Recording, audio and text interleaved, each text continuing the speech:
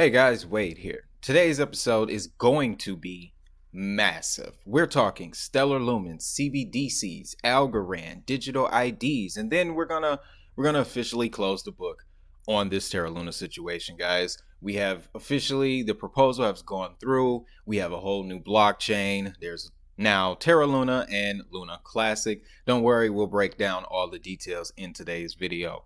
But make sure you show that like button some love. Let's jump into the Power 42, guys, because there's also been a whole lot of action on the rankings. Bitcoin coming in at just above 29K at time of recording, down 1.5% over the last 24. BNB is pushing ever slightly over the last hour. Actually, when I started recording, we were closer to 300 than we are to where we are now, sitting at 310. However, still down almost 5% over the last 24 hours. XRP still sitting at third, now down to the 30-cent range, sitting at 39 cents, as we just seen that slight move there, up 0.5% over the hour, down 2 over the last 24 hours. Now, rounding out the 10, Solana, Polkadot, Tron, still in 6, up 2% over the last 24 and over the last hour, guys. The power of a stablecoin, man.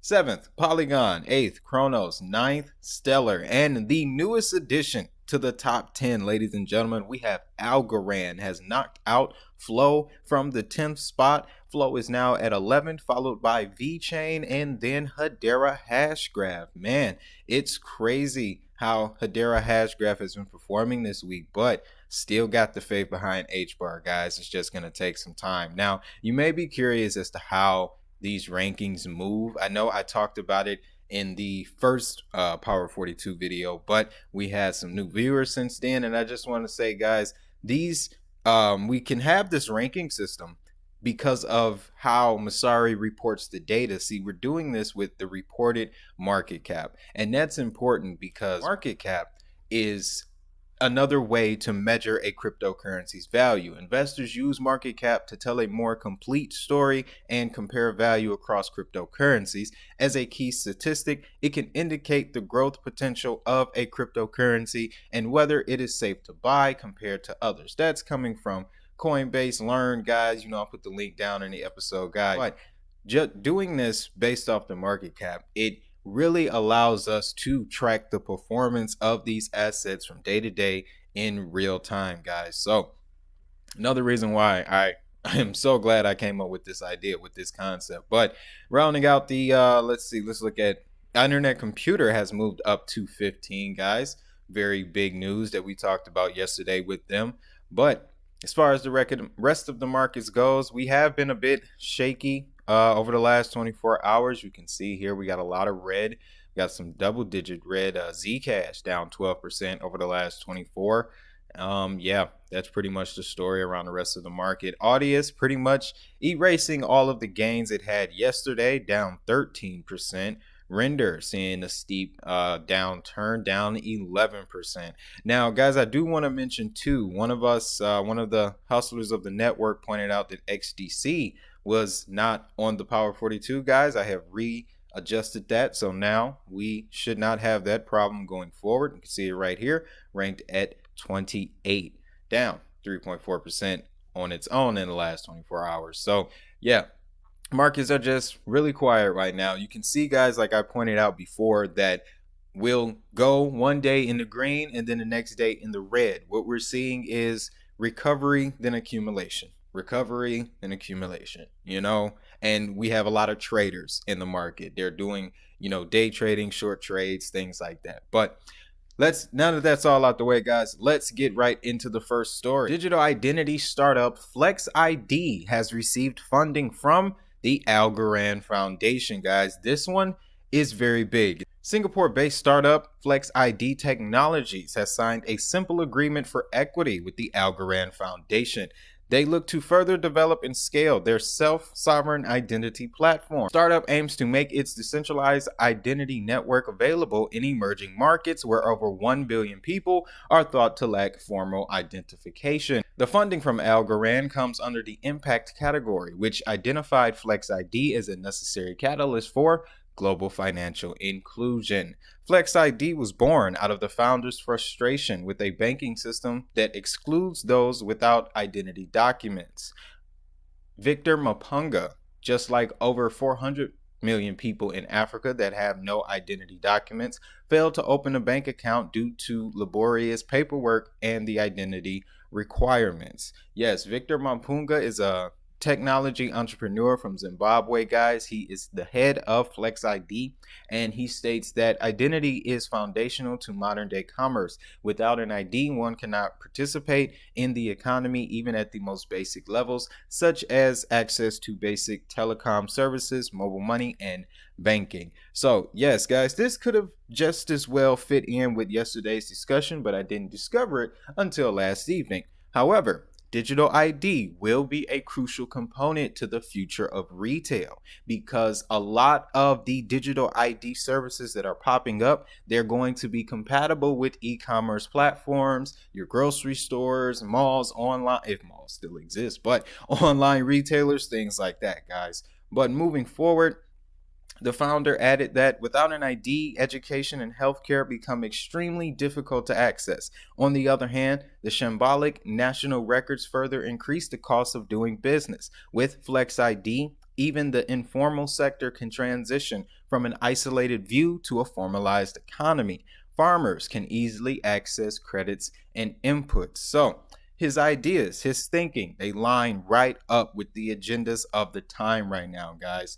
And according to FlexID, the startup is essentially building a decentralized marketplace of people. Yes, this next paragraph is going to sound kind of cryptic, guys. I'm not gonna lie, but the human is the API that you communicate with, and that form of communication can be commerce, education, or health-related services. FlexID will build a stack of credentials, one after the other, allowing social mobility to occur, and this will all happen on the Algorand blockchain. The startup's platform opens access to the African market that was not previously available. Now, this next sentence here, guys, it's really going to shake you a bit. But FlexID, which became the first Zimbabwean startup to be selected as a World Economic Forum technology partner, will use the Algorand blockchain for its decentralized key management system and later to perform financial transactions.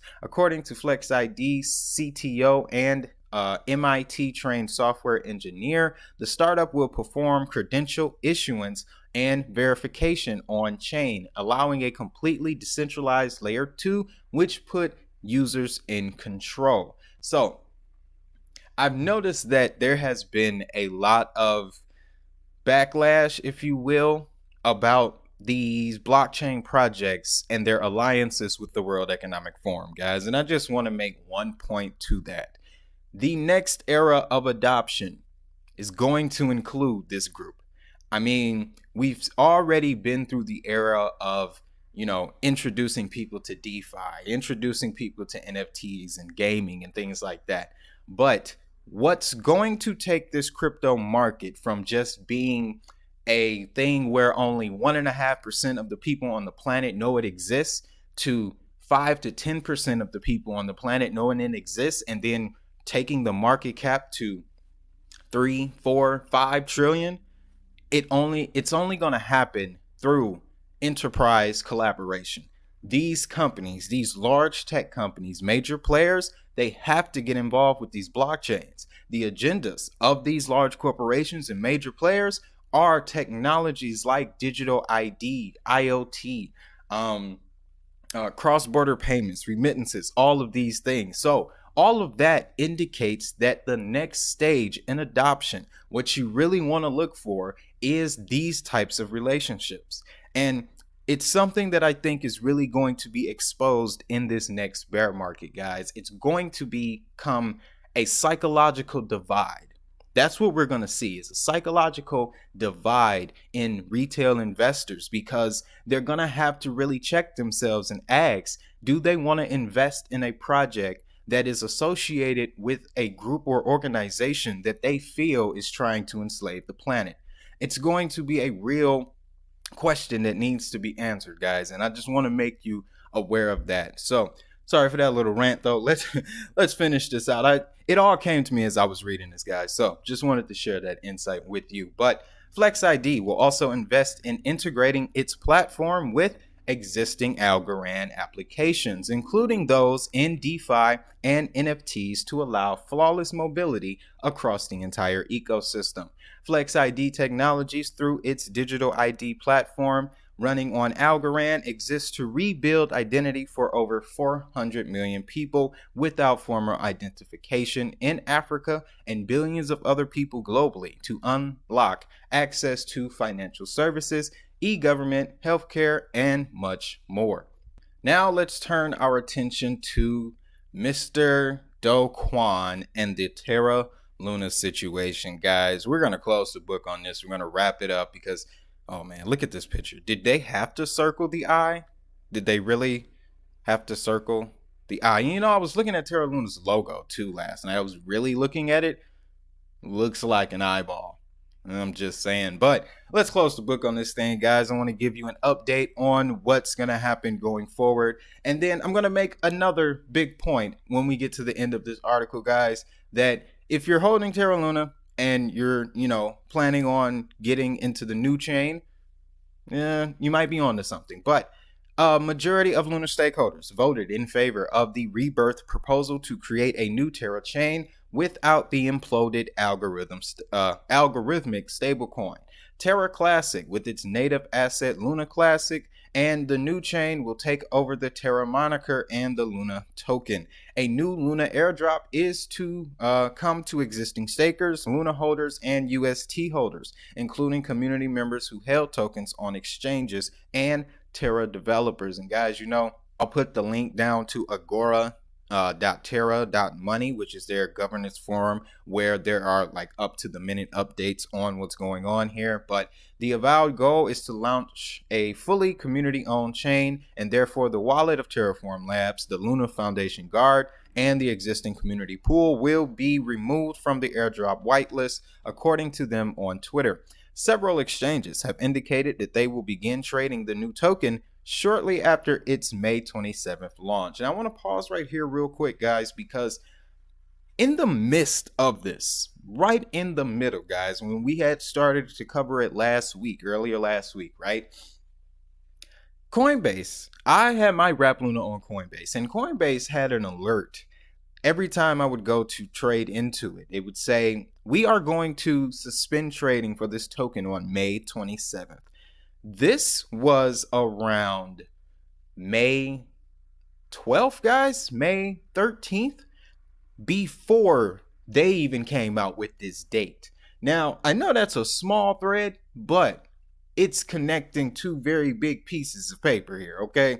Just saying that. But moving forward, guys, the Luna Foundation, who's led by Do Kwon, is yet to give a thorough accounting of its use of reserves raised with the express purpose of supporting the UST 1-to-1 peg with US dollars. The collective has indicated that most of the funds had been spent. And this is a tweet that they posted out on May 16th here, just going over some of their funds and assets. But there has been even more speculation to come out of this, guys. Not only is the South Korean government now, South Korean officials starting to go after him, but according to data analytics firm Elliptic, they tracked the flow of billions in Bitcoin from publicly known LFG wallets to centralized exchanges Gemini and Binance, then reached a dead end. The co-founder, Dr. Tom Robinson, stated that it is not possible to trace the assets further or identify whether they were sold to support UST's price. He says it might not have been LFG that deposited the Bitcoin at Gemini. It could have been another party that they sold the BTC to. Could have been another party. I wonder who that could have been. But Terraform Labs has not responded to any requests for comment, and now Terra developers, they are kind of up for grabs. They're the hottest commodity in the market right now because we're seeing a lot of developers being recruited by other projects such as Polygon, and they're going to mention a few down here, guys. Let's see.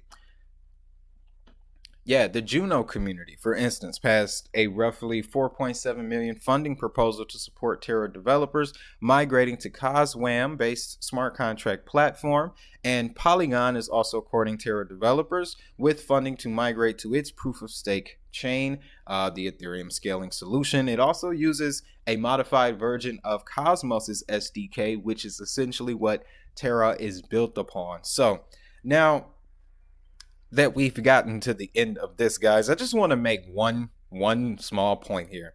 So with Illuminati Quan's mission not necessarily complete, I want to call back to the complete 4-part Terra breakdown that I got here on the channel, guys, and we went over the Chai Payments Network.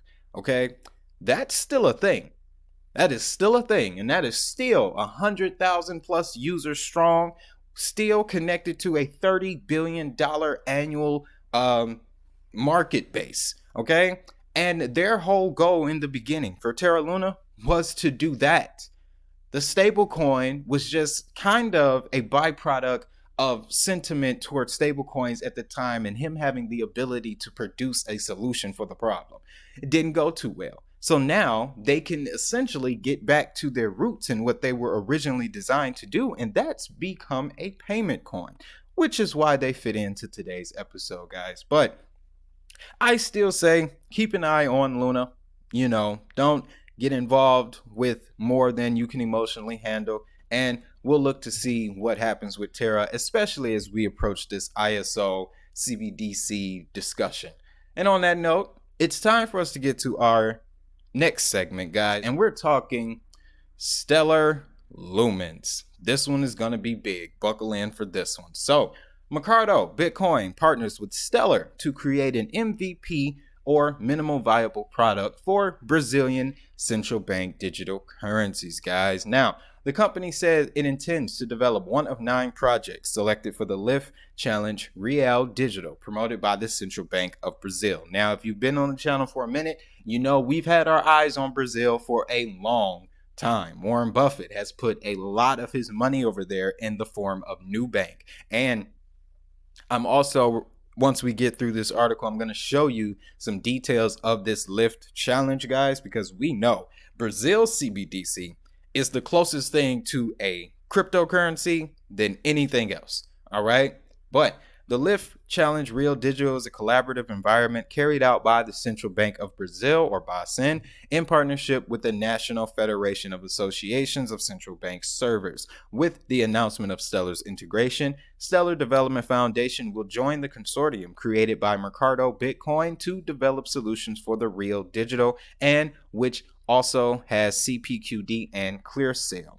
Now, the CEO of Stellar Development, Daniel Dixon, said that Stellar's network is prepared to support Mercado Bitcoin and the Central Bank of Brazil as they explore use cases for the Real's digital future. In a quote, she claimed that Stellar was designed for asset issuance, and its built-in compliance tools gives Mercado Bitcoin a strong foundation to develop a solution with the features that BACEN expects to see. So, this is again another instance where Daniel describes Stellar as being designed for asset issuance, token issuance. So we're talking about tokenized assets here, ladies and gentlemen. We actually just hit it on it in the Algorand story when the FlexID. Algorand is essentially able to do the same thing, asset issuance tokenization.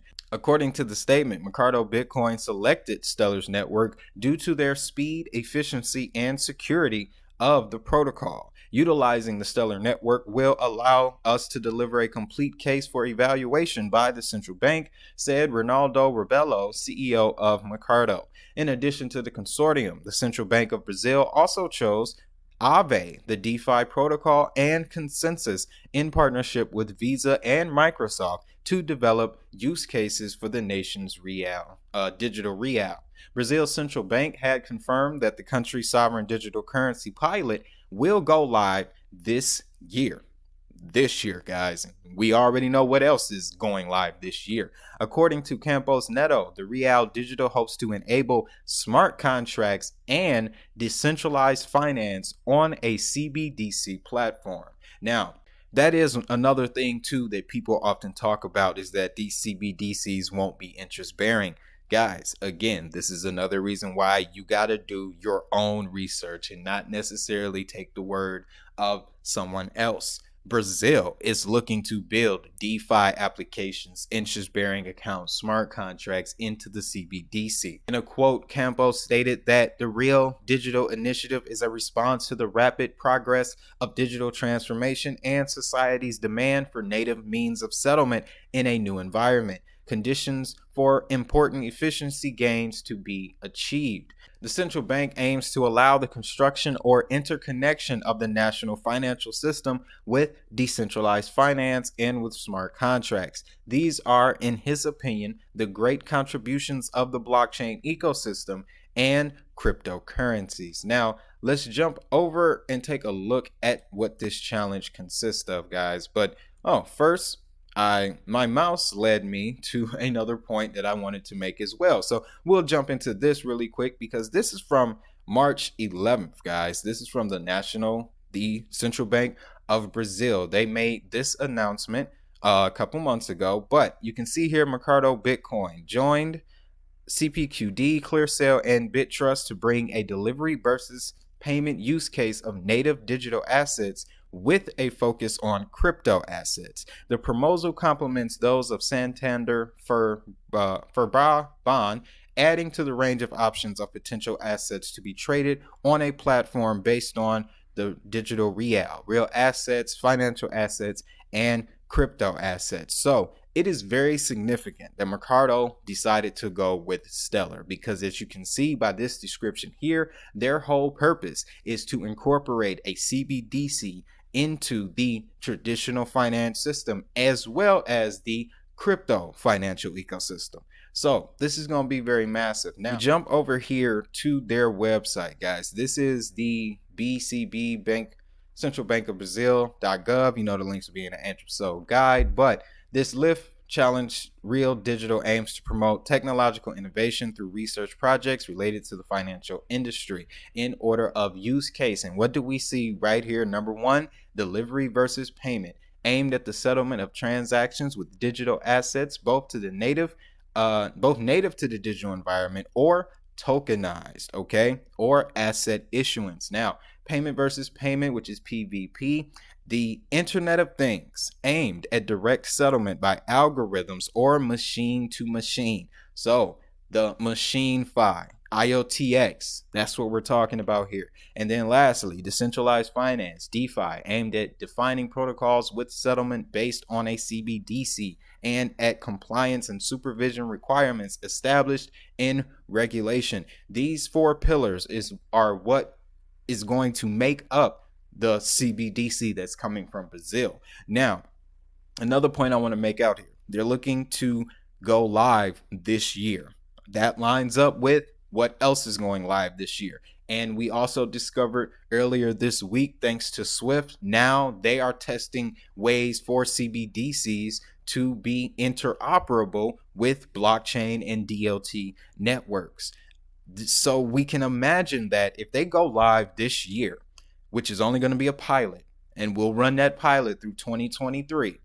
As we get into 2024, you can expect the real live version to be active here, okay? So that also lines up with some very significant events. We have the halving occurring in 2024. By 2024, this ISO transition will be pretty much complete. So I can only imagine what the payments landscape is going to look like. And it's going to accentuate each other because all of the projects that people are going to stop talking about during this bear market, during this next maybe 8-month period here. I don't want to scare anybody, but we're going to be here a while. A lot of the projects that are going to fall off from the public face are going to be the ones that are building these relationships with central banks, with the World Economic Forum, with ISO groups, Hyperledger, all of the major corporations, okay? But yeah, guys, told you, big news in this episode, guys. Basically, the point I want you to take away from this is that through the payments industry, through payments, we can see that these relationships, these alliances being formed at events like Davos are going to be crucial to the next era of innovation. And like I said, there's going to come a point in time where you have to ask yourself, are you comfortable with investing in a project with a relationship to an organization that you don't feel is best for human society?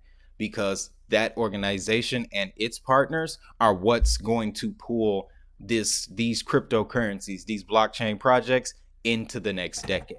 So with all that being said, guys, I can't keep the truth from you. That's not in my DNA. But if we know that, guys, we can step forward through this more equipped, more confident, and just sure of where we're putting our money. Now, with all that being said, guys, if this is your first episode of the week, I'm going to put Monday and Tuesday's episode here for you. That way you can get caught up a different day, different perspective every day right here on the network. And while you're doing that, guys, I want you to go into this Thursday, have a great one, have a prosperous one, and most importantly, if that money is digital, so is the hustle. I'll see y'all in the next one.